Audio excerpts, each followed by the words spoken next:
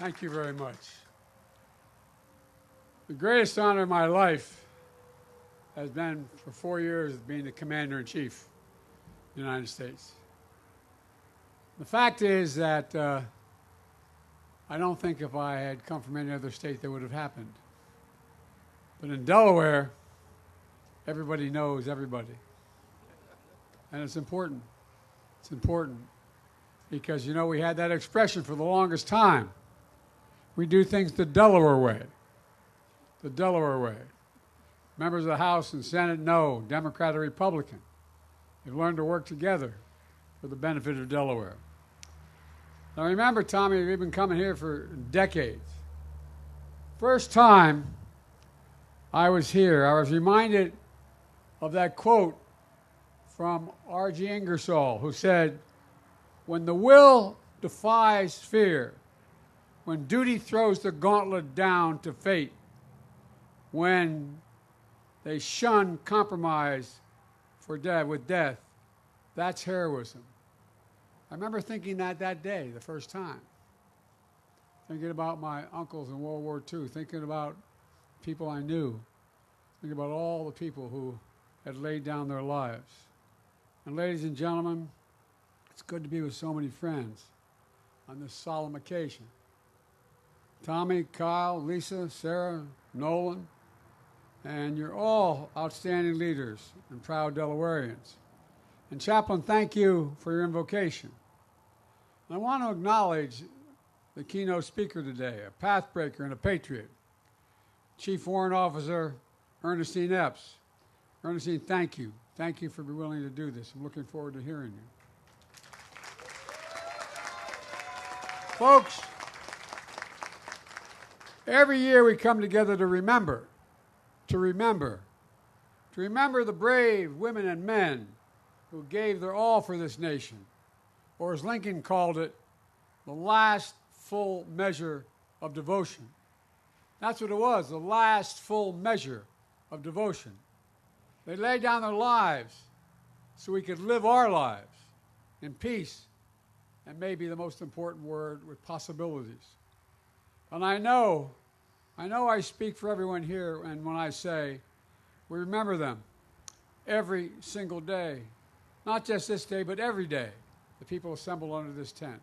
We remember them every day. We come together to remember the families that are left behind, the hearts that still carry the weight of their absence, the ache that never fully goes away. We come together to remember the debt we owe to the American military.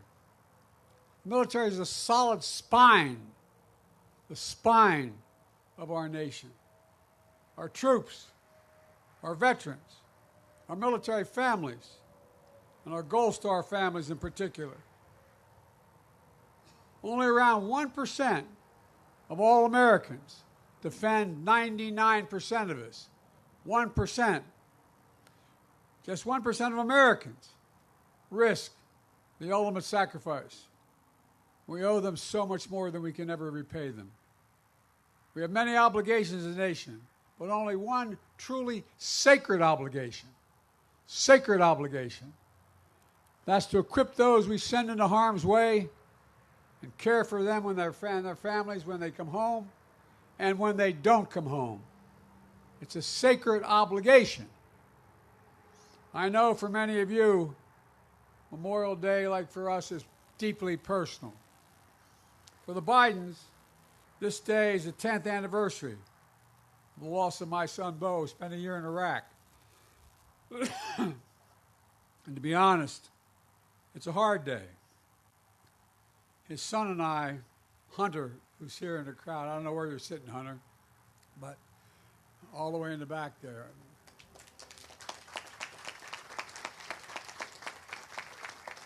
His daddy came to this event with me about the same age when he started. He just graduated from high school, heading off to college. And you know, it's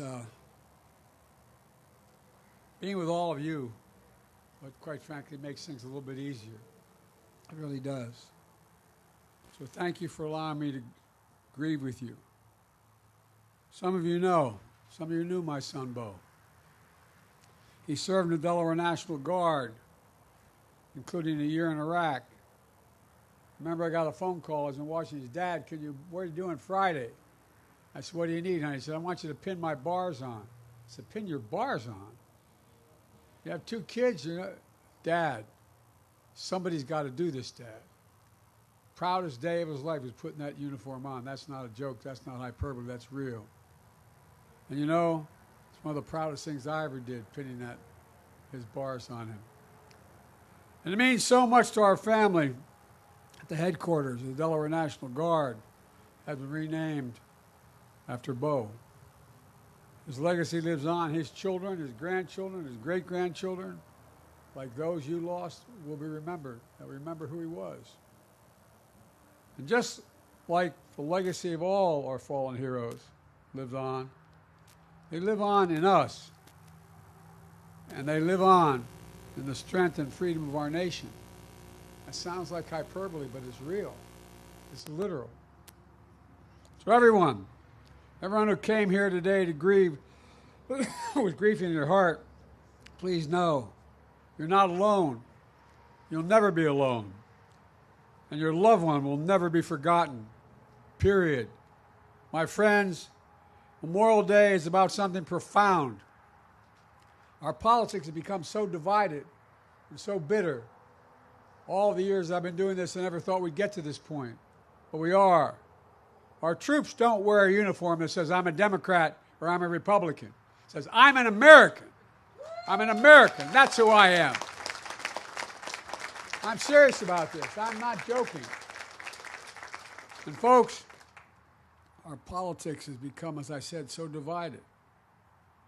They wear the uniform of the United States of America. The only nation in the world, literally, not free, the only nation in the world founded on an idea. An idea. Every nation was founded on geography, ethnicity, some unifying principle, but not an idea. The idea of America was founded on, we hold these truths to be self-evident, that all men and women are created equal, endowed by the Creator with certain inalienable rights, life, liberty, pursuit of that. We meant it. That's who we are. That's what makes America the most unique nation in the world, literally, not figuratively. In fact, folks, for generation after generation, the profound idea has been defended by ordinary citizens who stepped up and answered the call.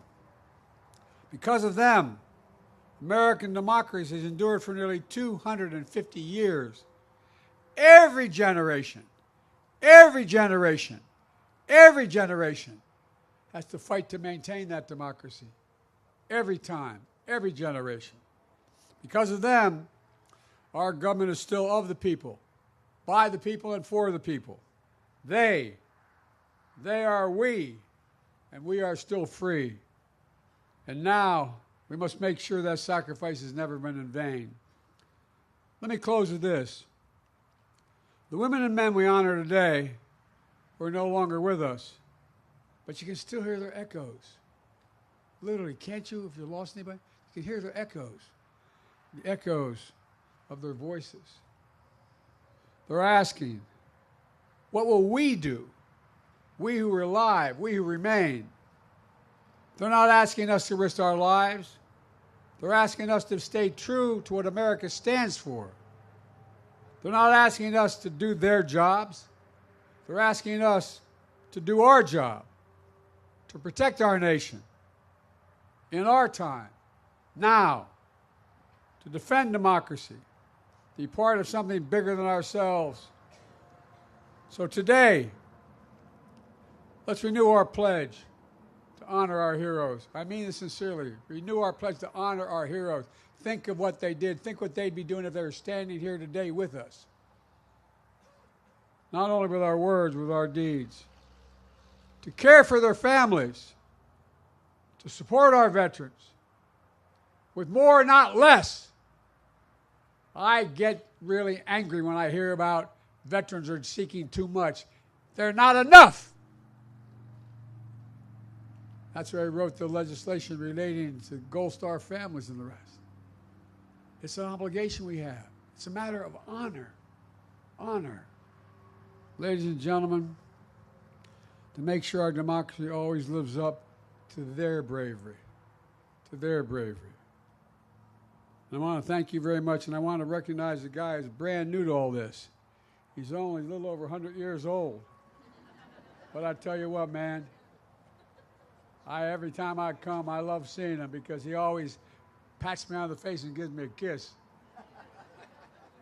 Sir, thank you for all you've done. Your generation and every generation since then. And folks,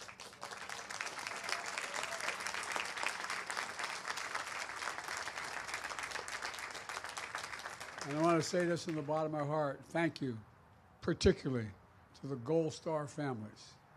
Thank you, thank you, thank you. The country owes you. Thank you.